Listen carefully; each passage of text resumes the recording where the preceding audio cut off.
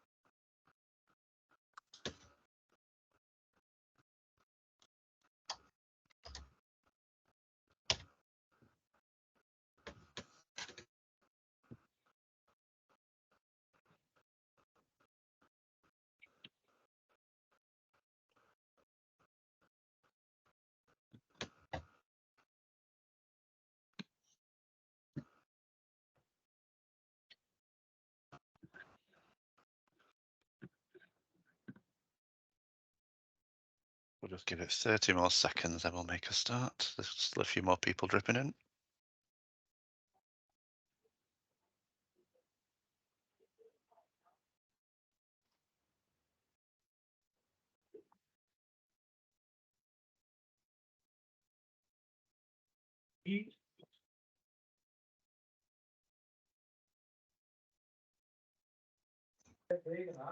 Right, I think we'll make a start now. I think everyone's pretty busy, so no one wants to sit hanging around waiting. Thank you everyone for popping along today. I'll just introduce myself first for those I don't know. So I'm Mark Foy, day job Associate Director of Performance at Manchester Foundation Trust, and I'm Exec Director with AphA as well, so I'll be leading this Q&A workshop today for professional registration. I'll just introduce a couple of colleagues with AphA as well. We've got Jane first. Hi, yes, Jane Johnson, so I'm Executive Director for Membership Services for AphA, and I am on the Professional Registration Committee and Assessor. And I just want, can I just say as well, can you all just make sure you're on mute, please, unless you're actually asking a question, so we can get rid of any background noise. Thank you. Thanks, Shane. Andrew, do you want to say hello? Sure. So Andrew Barraclough, Director of Skills Development at AphA, on the Professional Development Committee with Mark and Jane as well, and day job is leading an analysis team within Nottingham University Hospitals. So great to be here. Thank you both. Right, we'll make a start. So really this session is a Q&A one really, to kind of help with any questions through the registration process. So I will be looking to people to offer up their questions in a bit. We'll start with a bit of interaction by using the reaction buttons on Teams just to see where people are up to applying. Can you give me a thumbs up if you attended the first workshop session we had for registration at the start of the month? Yeah, a couple coming through there. That's good. Quite a few people came along to that. Right, it is going to be the big one. Hopefully, there's a lot more of these. Give me a heart if you've started your paperwork, you're nearly done, and you just want a few little tweaks to go. Oh, well done, Stuart. Thank you. Oh yes. There we go. Good to see was that. And then what can we do? Let's have a round of applause if you've not actually started yet, but this is going to be the thing that pushes you over the edge now to do it. Okay, couple there. So we've got, I think, people at lots of different stages in their application today. So we'll try and structure it in a bit to kind of cater to everyone. Just a couple comments there as well saying not started. That's fine. So let's. How shall we do this now in terms of where we're up to? So as I say, this is the Q&A session. You know, if for those who've not started, what you want to know, and we can kind of help you on the way. For those who have maybe started it, again, helping you along the way, and then those who are near the end, again, if you want to check any maybe specific examples with us, again, you've got a few people here who can kind of guide you through. So I'll probably, let's work, do we work backwards or forwards in this? Let's work backwards, actually. For those who've started it, we might get a bit more kind of conversation from there. So for those people who've probably attended the first workshop earlier in the month and now kind of think they're in a position to submit, I'm probably looking at you guys now. Is there anything you want to kind of go through your application, any specific questions, and we'll kind of talk through it and hopefully help those who are thinking about applying to? Go on, Stuart. Hi, Mark and Andrew and Jane. Questions I'm asking about are to do with the standards 8, and so I'm doing the advanced SP 8.1, SP 9.1, SP 9.2. Commentary or reflective practice. How do you answer that? The questions are, give examples of how you comply with AphA Code of Conduct. We're looking at 2 or 3 examples with, it's supposed to state the part of the Code of Conduct you're addressing, and then put examples of how you addressed it, and then provide evidence against that. Yeah, so that's one of those standards which sometimes is hard to link evidence for, because it's something that kind of runs through everything. So that is one that I typically look towards the kind of commentary box for, to explain kind of how you have demonstrated it. So I'm sure you've seen the code of conduct on the website, so I've loaded it up myself now before I try and be able to quote it and film Do you need to address 2 or 3 points, and is that sufficient? Yeah, I think if you link it, if you kind of, the commentary is key for this one, and then for your reflective practice, whatever that is, I think if there was a situation in one of your steps where you demonstrated this, I'd reference it there too, to say, by doing this thing, it met the standard. I don't know, Andrew or Jane, if you want to add a bit more. Oh, you're on mute, Jane.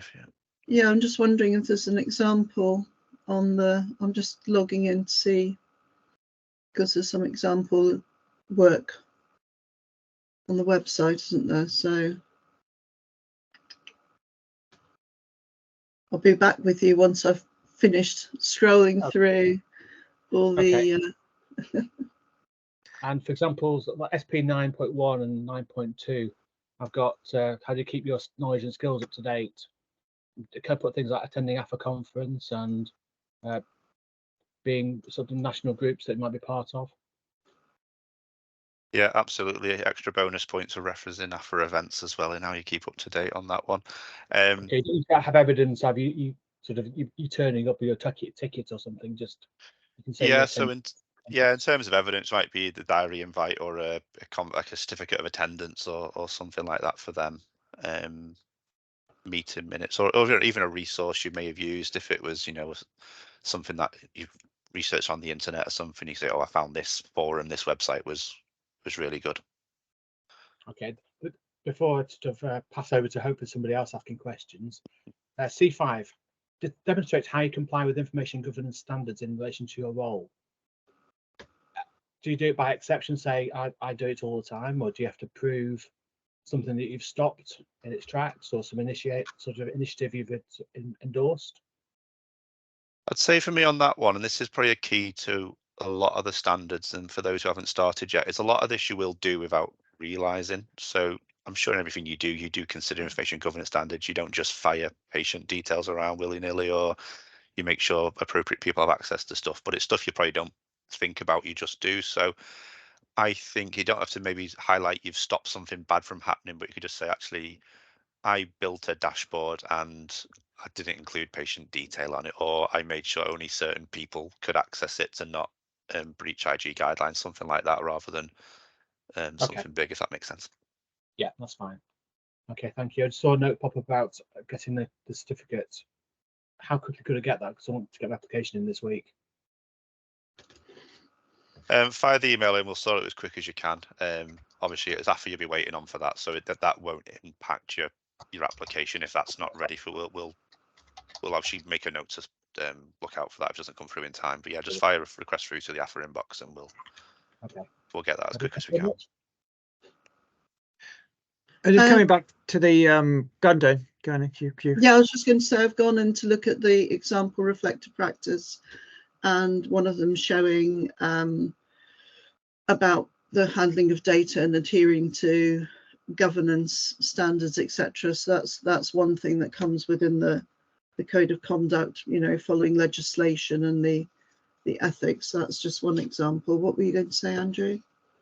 Well, I think once you start looking at the code of conduct, there's probably a lot that by describing the rest of your application, you're in effect demonstrating that anyway. So things like only undertaking work for which you're professionally competent. So there may be some things that you say, well, actually, I can't do that at the moment because I don't have the right techniques or I don't know how to do something.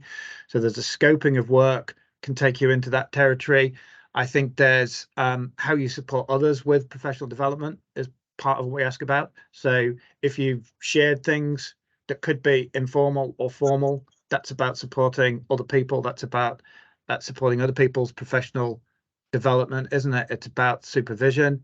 That could be supervision of anybody you are managerially responsible for, or just people that you are working with to ensure that they are safely using your analysis or your tools. So I think any of those kind of examples, which you're probably wrapping up in some of the rest of your application anyway, but you'll be able to hit some of those code of conduct items, I'd expect. Okay, I've changed my mind. Final question. In terms of actually filling the form in, is it better, would you prefer it as an assessor to look at reflective practices in order and the evidence numbered in order of the when you present them? So, or do you want evidence numbered in terms of reflective practice 1, your evidence should be numbered all 1 to, say, for example, 10 to fit in with reflective practice 1, and only starting evidence that relates to reflective practice 2 with numbers that follow on from the ones relating to reflective practice 1. That makes sense. Yeah, I think where possible, that's ideal, but don't worry too much. Anything that makes the assessor's life easy is always welcome, but don't struggle if it's hard to number. Yeah. I mean, from my own personal point of view, Andrew and Jane may speak for themselves about how they assess, but yeah, I do tend to read the reflective practice in its kind of entirety first, just to kind of get a flavour for the work, and then at that point, I'll probably flick at the evidence to support as it's referencing that, and then once I've read all of them, I'll probably compare that to the standards document and just do a quick cross reference from there. So I don't know, Andrew or Jane, kind of what your thought process is when you assess, but that's kind of the steps I do. Yeah, much the same. I read through the reflective practice and kind of scan if it says 3.2, I'll quickly scan over to 3.2 to see what it is, and then afterwards check off the evidence. Okay. Yeah, great. Thank you very much. Very much the same. Thank you. Thank you very much, Stuart, for kicking us off and being the first to volunteer. Yeah, you're welcome. Hopefully that's not put anybody else off, or maybe sparked a few questions for other people. So just to open the floor up to anybody else who wants to ask anything, either put your hand up, or if you want, stick it in the chat and we can pick it up from there as well.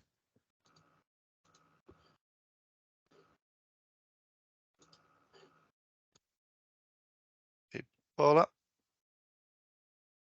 Thank you. I am maybe a little bit late to the party, and I didn't start my reflective evidence practice thingy until quite recently, but actually it's going really well and I'm kind of flying through. It's easier than I expected, which is a bit of a joy. And I think that maybe doing this after every kind of unusual piece of work is going to be really good for me, even if I do get registered quickly. And I've scanned through the application form today. And I was a little bit surprised, but maybe I wasn't listening previous, about the sponsor. So if we struggle to find a sponsor, what's the recommendation? Because I think our trust is kind of new to AphA. So the sponsor is just anybody who can verify your work, really. So it doesn't have to be anybody who's a member of AphA or registered with AphA. It can be a line manager, a colleague, yeah, anybody who can kind of verify your work, really. Okay, of any level. Yeah, I don't think wonderful. there's any kind of hard rules on that. yeah, it's just to say that, you know, what you've said is true, and you know, Mhm. that piece of work you've done was you. Excellent. Thank you. And thank you for the kind words about it being a lot easier than expected. We'll pay you for that later. Thank you. You said that. No, it really was actually. It's a good template. Yeah, I think that's what a lot of people say once they do it. I always say this every time I talk about this, but the hardest part of professional registration is starting it. I think once you've started it and got going, people find out it's a lot easier than they think, really. Okay, we'll open it back up to anybody else.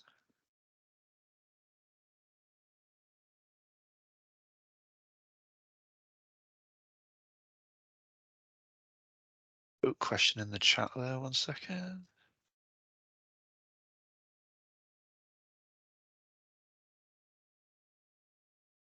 I'd like to know the step-by-step to do to register as a professional, and what do you have to show that you are a member of AphA? So the step-by-step process. So we can touch on that a little bit now since we got a bit of time. Obviously, this session was aimed more at Q&As. The session at the start of the month was more the step-by-step, but I'm happy to talk through that a little bit now, and Andrew and Jane do jump in every now and then. So in terms of kind of starting off, so all the forms are on the AphA website in the professional registration section, and then you can download your level to apply. So there's 5 levels starting at associate and going up to leading practitioner. I think there is there now a handy little comparison guide where it puts all the standards next to each other. So if you're not sure where to kind of plot yourself, you have a quick look at that and see where you feel your skills or your level of work matches on that, and that's the paperwork you'd apply for from there.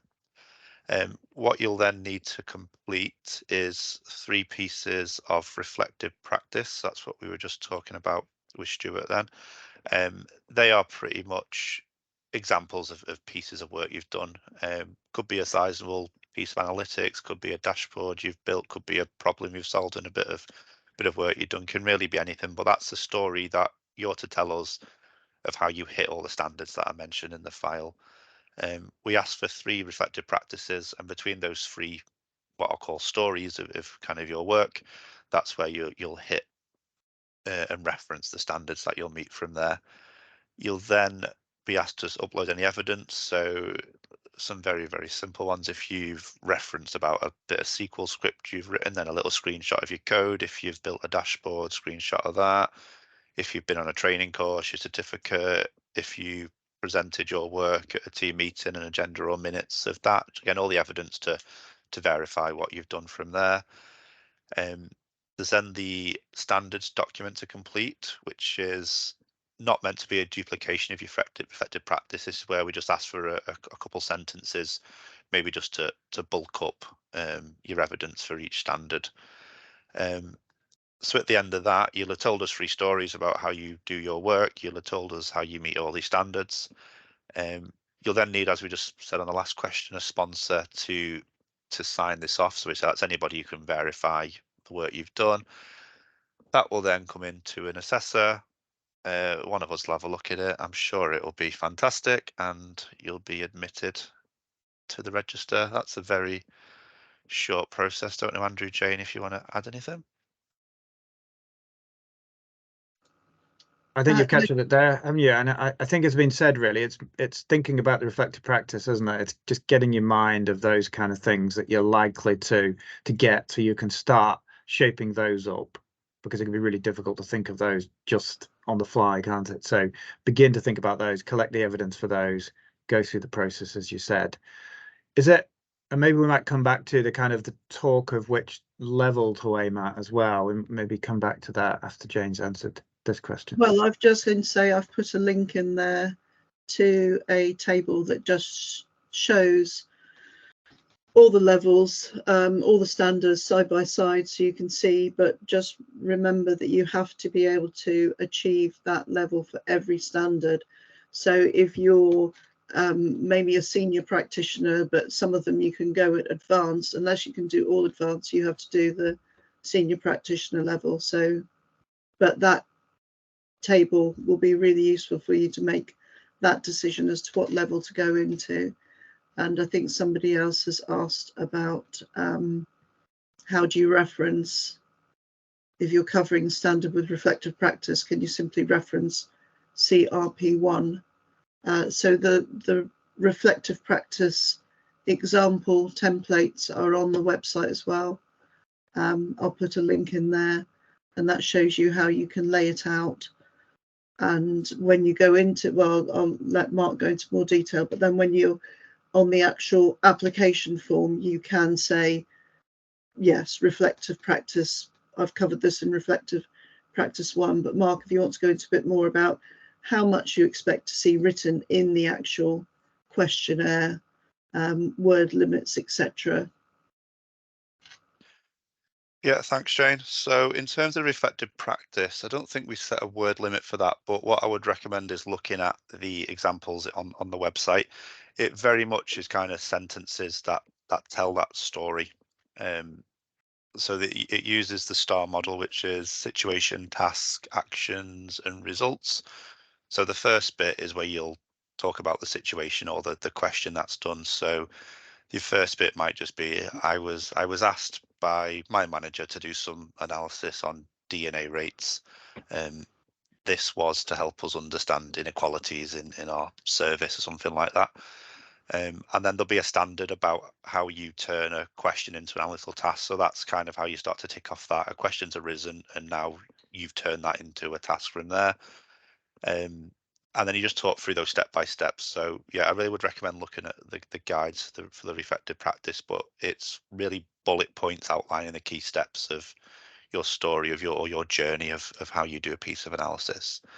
I've put the link for the reflective practice in the chat as well now, the example reflective practice. Thanks, Jane. In terms of word counts on the standards document, so I think we've said about 100, 200 words max, I think, in that one. And that's really to encourage people not to duplicate. You know, if you've kind of done those bullet points in your reflective practice about the steps you've taken, you don't just need to repeat them on the standards document. You might just want to add a slightly different sentence to build on it or to reinforce something. So yeah, so don't worry that you've got to write 300, 400, 500, 600 words per standard. A bullet point with a piece of evidence is more than enough in most cases. And also one of the questions that's come in, I think we're going to have to go back as well, because there's other questions. We've kind of moved on subject about the reflective practice standards. They have to be from the last year. Obviously, the newer they are, the better. But we understand that people change roles and, you know, move on to different places. And for some of the things, if you're at a leading practitioner level and you're involved in strategy, you're not writing strategies every month, you know, it might be once every 3 years. So we accept that some of those things will be, you know, we'll have more time in between. But I think we say 1 to 2 years is acceptable on the evidence.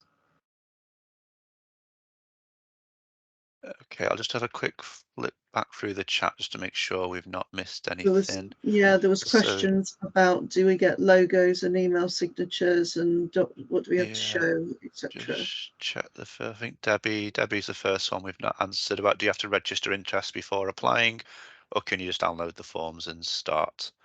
Yeah, no, don't need to register. Yeah, download the forms as soon as you want to make a start, and you can crack on with that.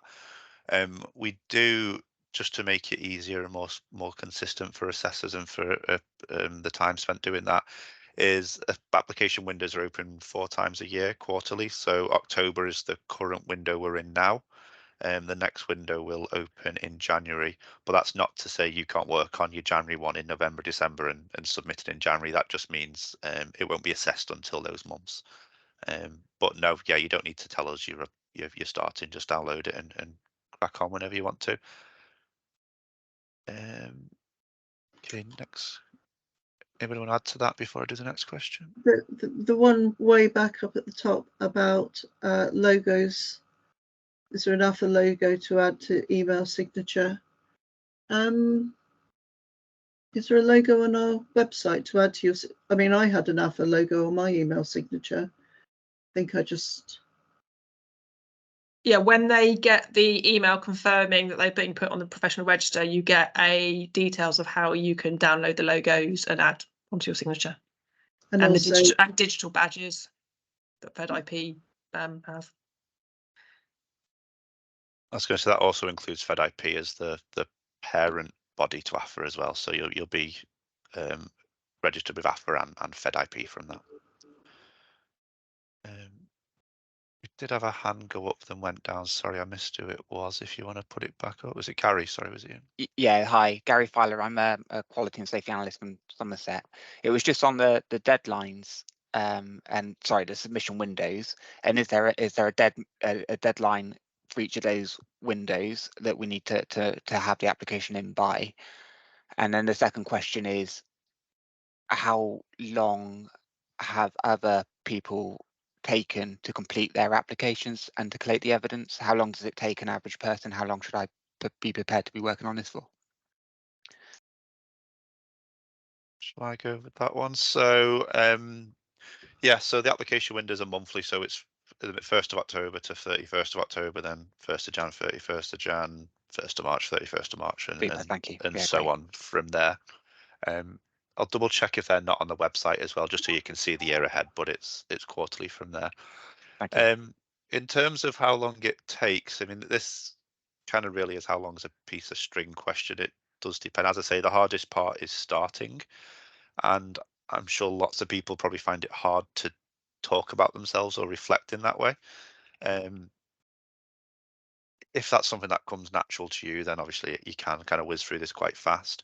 What I found when I did mine, it was a lot of staring at a blank piece of page to start with, and then once you started and you got in that storytelling, I kind of really sped up from there.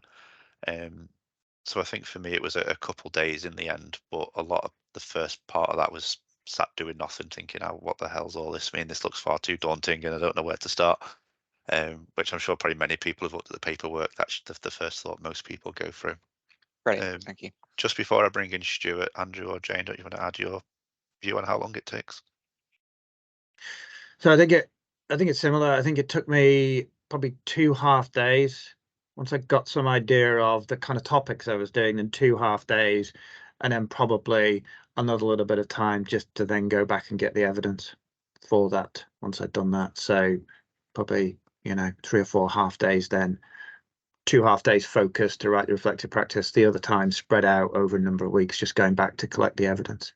and that's important, remaining the focus, because if you keep dipping in and out of it, you lose track of what you're writing about, and you have to keep going back and thinking, oh, did I cover that or didn't I? Did I say that? So good to block out the time to do it in one go where you can. Brilliant. Thank you.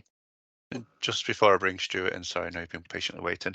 I think a lot of it will depend on your reflective practice and your examples you choose. So you know what, if you've got quite a meaty example, it's quite a really big project and it ticks loads of standards, you might find that you've knocked off 80% of the standards in one example, and then you've only got another 20% to mop up with 2 examples from there. So that's another thing, if you have got that kind of quite a big project, then that might be an example. Stuart? Just looking from recent experience, I found it easy to basically write down reflective practices, like the stories, in one go, and then sort of when I came back to with a fresh mind and fresh eyes, look at the evidence and sort of do it in chunks. Then, having actually got the investment in getting so far, it's a case of just dipping in when you're feeling it fits in with your working day or of your personal life.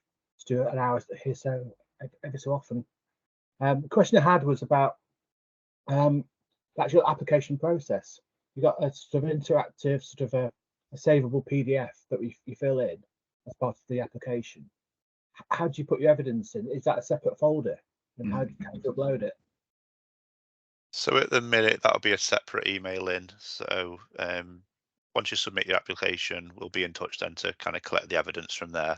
Right. Okay. So depending on size, it might be better to zip it or stuff, but we can work with you depending kind of how much and what volume of what size stuff you're putting through. But at the minute, it's separate.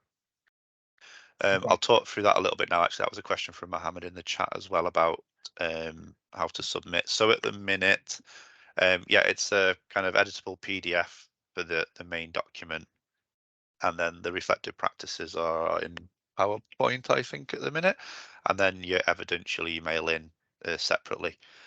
We are in the process, or FedIP are in the process of building a proper hub and portal for all this, which will be, I'm really excited for, to be honest, a much slicker system rather than firing files across. So not to encourage anybody to defer doing that, because we don't know how quick that we're doing it. So please do submit with the current process at the minute, but hopefully in the not too distant future there'll be a more slicker kind of hub and portal mechanism for submitting. Right, I'm just going to carry on through the chat to see if we've missed anything. Question there about benefit of attending one of the AphA accredited courses such as the HSMA. Is there any mapping between the programme and what they deliver? This feels like a question for you, Andrew, doesn't it? It does, doesn't it? So I put in the chat, there's an implied sort of benefit rather than an explicit. So at the moment, we don't require, we're not mapping it to specific qualifications. We're not at that point. It's not like a accountancy, for example. So you can use those kind of things to say you've gathered certain kind of knowledge through those routes. And then if you tell us how you applied that as well, that'd be fantastic. So we'd look at that sort of very favorably, but it's not that we at the moment are explicitly linking to particular courses because we haven't defined the standards in that way.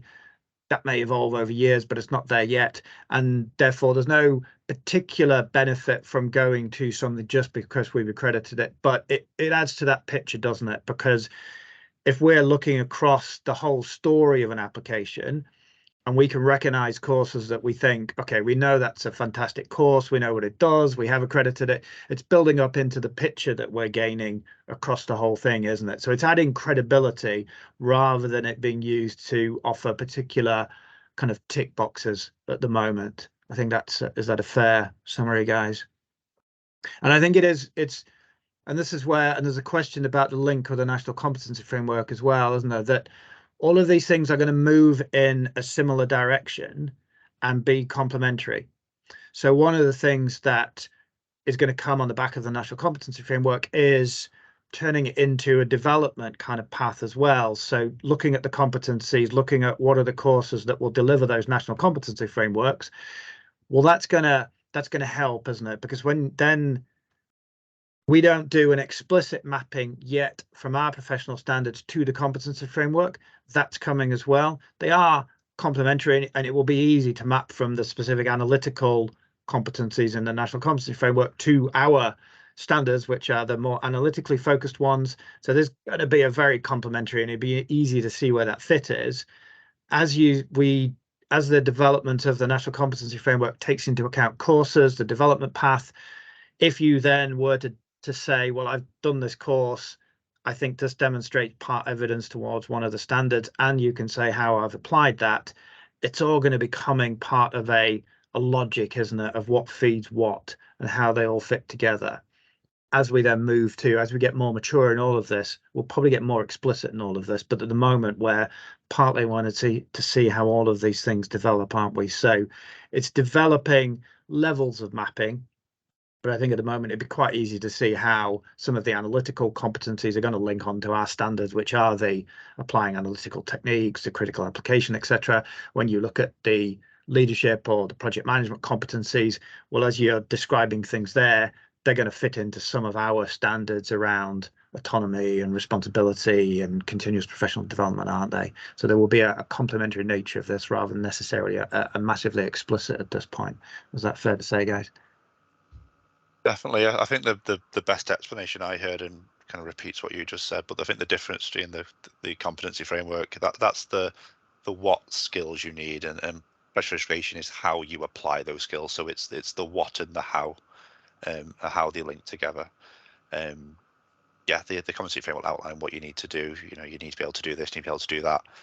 Professional registration will be talking about, I applied this technique because of these reasons, and I didn't do it this way because this other way was so much better. So that's what we're trying to draw out from registration. It's not about, hey, look at my skills, I'm amazing. It's here's my thought process and how I go about my work is what registration is looking for. Okay, just going back to the chat. So there's a question there. Is there a mentor type pre-sign off discussion available with an assessor to check you're on the right lines?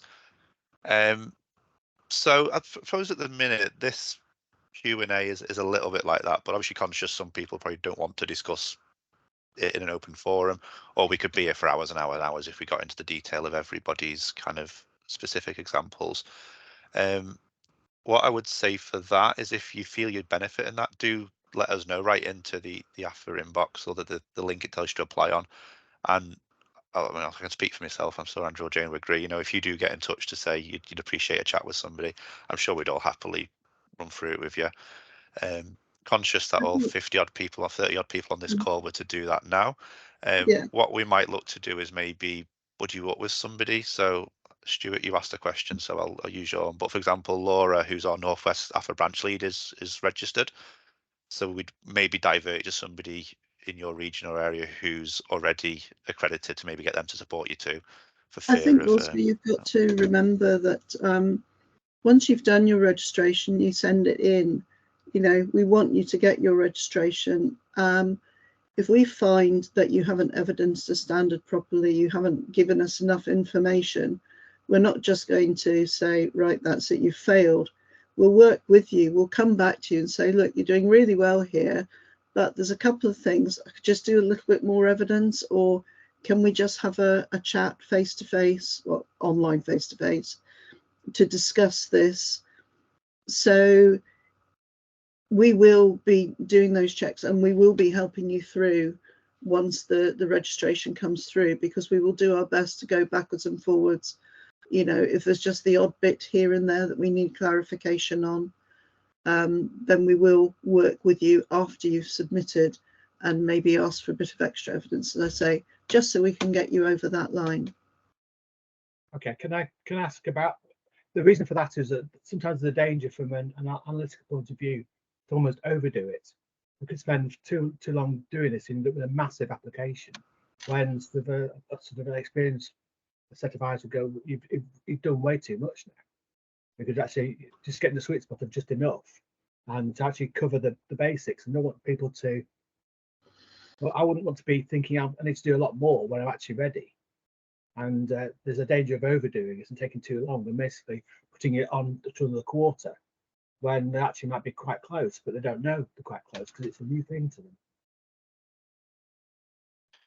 Yeah, absolutely. And I think that's something I've seen as well. It does depend on the type of person you are, and you think, right, I've got to keep putting more in, got to keep putting more in, because you never know if you're going to hit it or not. So, yeah, I tell you, we'll take that away as a bit of an action about, because I think it would be good again AphA as a community, and actually as we keep growing our professional registration, I think there might be a role for members to kind of support each other in this process too. I think, as you say, just that peer kind of, oh, this is what I did, or this, this is all you need to do. I think that might be a good way to do that, as well as the sessions that we run, such as this. And what we will be doing is shifting the dates of these going forward. So we've always run the kind of kick-off workshop at the start of the month, and this one is obviously with a week to go in the month. So what we'll probably do going forward, obviously conscious that will be Christmas time for the January one, but is have these kickoffs a little bit earlier, so it does give you more time to complete it from there once we've maybe answered those questions.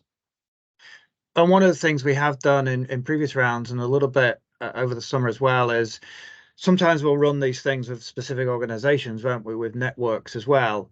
So that can be a nice idea if you've got a number of people in your organization, or it could be across an area as well, an ICS or your own kind of network, couldn't it? We could do that. We could do other kind of follow-on workshops in that way. So we're not necessarily going out to 50, but you can do it in smaller peer groups as well. That if you've got a number of you who might be thinking about it as an organization, then we can come out and do things in that kind of way as well. Okay, just back to the chat. I know And we had Andrew, a good question as well about if we think somebody applied for the wrong level, what happens then? And maybe there's an underlying theme here of, we want to take this thing seriously, but we also want to get people through, don't we? So that is our intent here. We want to do it seriously and to have it mean something, but it is also our intention to have people be successful.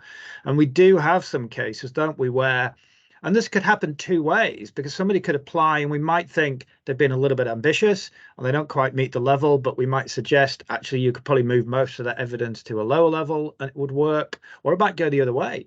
It could actually be us saying, we don't think you've aimed high enough. We think you've got some fantastic stuff here. And actually, why don't you think about the next level up?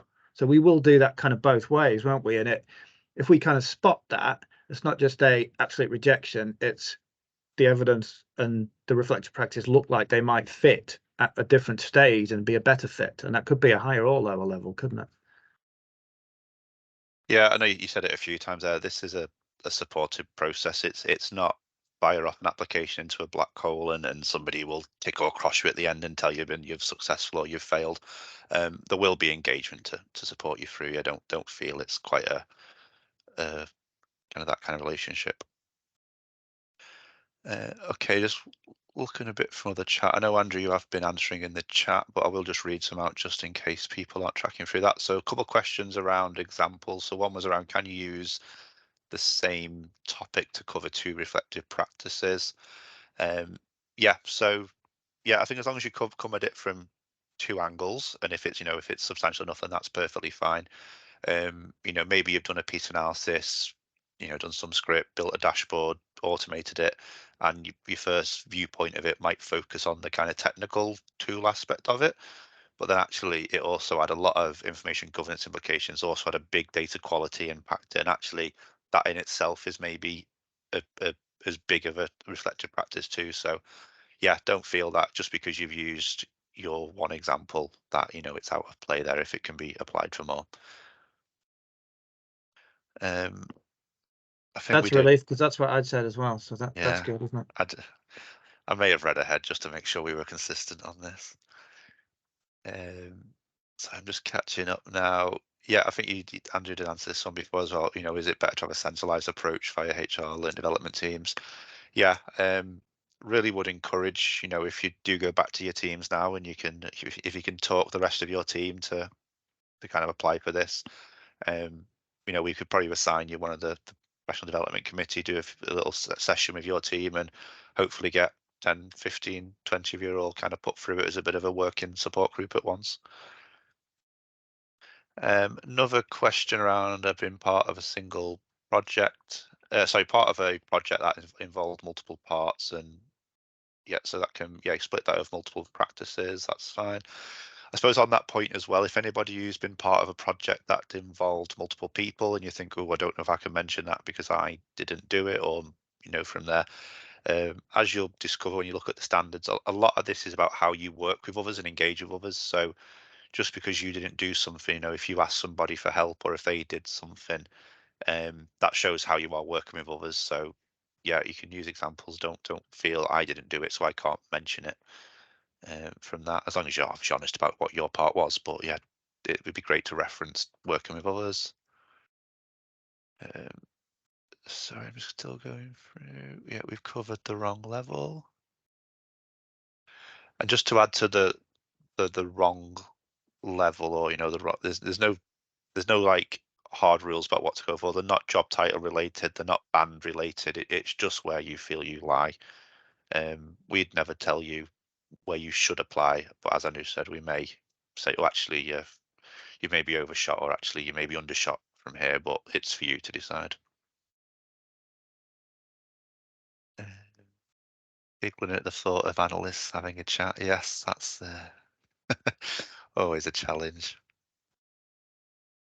Is the introduction session available to watch back? Yes, it was recorded. I'm not sure where it is. Links are on the chat below. Oh, sorry, I've not got to that one yet. There we go. So somebody, I will catch up, guys. Because I like that comment about the chat as well. And so maybe it's not the time to say that issue, if some of the data is sensitive and people don't want to put it into and share it as evidence, because we get that can be the case, we can have it done as an online presentation, can't we? So the assessor or two assessors would meet you on a Teams. You can present the data, so you're not sending the data over to AphA. Of course, that could be scarier, couldn't it? But there's another way of doing it and it's that will work in that case where you don't want to release some of the data to AphA as the evidence because of its sensitive nature. It could be done as a presentation, so you're taking us through the work. We can see it then alongside having seen your reflective practice as well. It's an option. Okay, I've caught up in the chat now, so I think we've covered all of them. Is there any final thoughts from anyone? Or are you all itching to apply now? Go on, Stuart. If, as part of the assessment process, you think that there are some gaps that you'd like the applicant to cover, is it something that you could actually arrange a conversation with them to go through it verbally, and then you could actually fill in the gaps in a conversation, to actually, rather than go through the back and forth of a form? Sorry, what was that? So after it's been submitted, if the assessor felt there was a gap, what would they If do it then? Sorry. felt there were a couple of gaps, as in sort of maybe tweak this, maybe tweak that, or provide some evidence, rather than sending more evidence through, could you just say, okay, set up a conversation with them and they can show them on the screen and talk them through it? Yeah, I think there's a number of ways we could deal with that. It would depend on the example. It might just be, oh, the assessor felt, oh, you're a little bit light on evidence here, or maybe they didn't quite explain something well enough to understand it. So yeah, I'd say there's no definitive rule as how we do that. Yeah, it may be a chat. It may be, oh, can you just, because it might be maybe you've referenced something but not supplied the evidence. It might just be, oh, can you give us that bit of evidence, that thing you've mentioned? Or yeah, it might be, can you explain that a bit better? In which case, yeah, maybe a chat might be the way. It is probably quite flexible how we'd pick that up. Okay, and sort of in terms of being pedantic, if I was to put the application in, just need to get the application itself in. And if you're asking for evidence, it doesn't matter if that goes into like November, does it? Not to encourage late submissions, you put me on the No, spot no, there, I mean, Stuart, the submission will be of on getting time. it in. It's the You're stuff lucky about I know you, Stuart, and I know you just. Yeah, no, it's there may be something that maybe you can't get hold of. I don't know what Andrew Jane thinks is. I wouldn't want anybody not to apply if they were ready to go this month. If there was a little bit of evidence holding them up for submitting, is no. probably what I'd I'm say saying for that that. the evidence would be there. It'd be all be complete. I'm saying if you contact us after the event of the initial submission, as to when when the evidence is sent through as a zip file, is that all within the same sort of 2-day period, for example? So I guess it's broadly at the same time, isn't it? Yes. So because we're wanting to review it in these windows. If Yeah. there's one or two things missing, then that's part of the conversation, and that wouldn't necessarily have to be within the timeline, because that could be the assessors not getting back quickly enough. But the bulk of the evidence should come in with the application, because we're wanting to review those at the same time, aren't we, as part of the same window? I think it's just by the nature of the application process not being an all-in-one submission, because I've done previous things where you basically plunge it all into one big zip file and send the whole lot off at once. I mean, you So can do that still, yeah. You know, if your evidence is there, zip it and attach it to your application form. Okay. But yeah, send that in as soon as you can with it. I think the only delay is if file sizes, and if it takes several emails, depending on how big your files are, and if you're maxing out, attachment limits and stuff like that, that's when it might drag on. But you know what, if it compresses and it's not a big file size, then get it in straight away. Right. Okay. Thank you. Okay, we just got one question in the chat now, and this is going to be a good one to answer. So I guess becoming registered professionally gives you access to get more available trainings from AphA. Unfortunately, no. There's no extra perks from doing this from AphA. There's no secret handshake or discount codes that you get, unfortunately. This is, it's a step that I think people want to do for the kind of the good of the profession and for their own development, really. I think I suppose the benefits for me, and then I'll invite others to come in a little bit, but it's kind of a real confidence boost to know what you do has been assessed by others, and as an analyst that, I have been accredited, and I know what I'm doing. So that validation was kind of a real kind of boost of confidence and strength for kind of how I went about my work, knowing that I had the backing of a professional community behind me, and I'd been registered rather than just a lone voice or an analyst, or don't listen to the analyst, they don't know what they're talking about kind of thing. Whereas I felt kind of very empowered from this. So that was the kind of the thing I got from that. I don't know, Andrew or Jane, if you want to add. I think I think you're right. I think one of the lovely examples I heard as an assessor was, and they hadn't even got the registration at this point, but it was the process of going through it and creating reflective practice pieces they then used in a job interview and got a new job.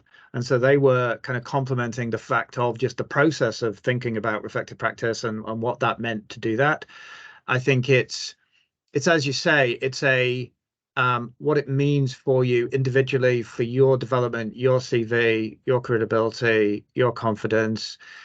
We aren't, we as an organization, it's not like we're explicitly putting this as a, must have an AphA registration, but hopefully increasingly we will see organizations saying, well, it's desirable to have professional registration. So it will become part of potentially your career development, won't it? And it will be part of hopefully a push for the general professionalisation agenda that is coming from Mingtang, NHS England, professional registration, national competency framework, expectation that people will undertake continuous professional development, both as individuals, and that we will work within teams and organisations that support this. So I think it hits a number of things, doesn't it, of for yourself, how you sit in an organisation, what it means for as a profession that then can feed back onto, we will get more opportunities, we will get more credibility and recognition. So it's just been part of that movement, isn't it, for your individual benefit and for hopefully the profession and your service that you're in. Yeah, I think that's it. And we're right at the kind of ground floor of that movement now and building that profession. The people on this call will probably sit in all different departments around kind of hospitals, whether it be finance, ITs, or wherever. And I think we're years behind the kind of finance or the HR and those professional recognised professions from there. So I think this is where we're at now, and kind of why we're pushing it is to build to that place. And those benefits may come in the future once this keeps growing. Another question in the chat. I know Andrew's just answered it there about reapplying. Yeah, so 3 years, you'll be asked to reaccredit. So as Andrew's put in the chat, if you reaccredit at the same level, it's a much simpler paperwork to do. It is. I had to do that. It's much Yeah. simpler, isn't it? If you're going for a different level, clearly there's a new set of standards. But if you're going for the same level, it's more about a demonstration of continuous professional development, isn't it? So we're asking something, but it's not a complete provision of evidence again. Yeah, and that might be something you factor into what level you pitch at this first time. So maybe you think you're straddling one of the standards, and you maybe go for the lower one, because maybe not confident enough to apply for it. When you come to reaccredit in 3 years, you'll kind of be starting from scratch with that one. But actually, if you were to go for that high level now, you'd be a much simpler process in the future. So your future self could thank you if you do that now.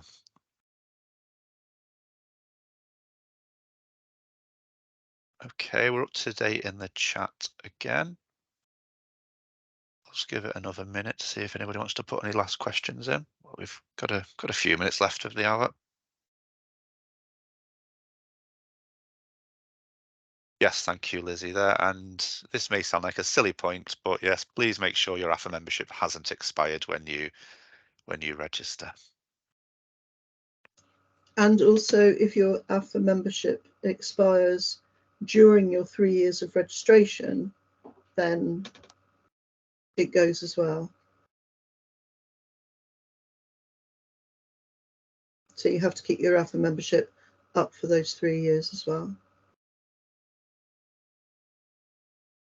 Okay, if there's nothing else, I think we'll call time there. Yep, thank you everyone for coming along and participating. Lots of good questions there. So hopefully Andrew, Jay and I will be very busy in November as we're assessing all these applications. Absolutely. Yeah, we want some more this year, don't we? So that'd be great to see.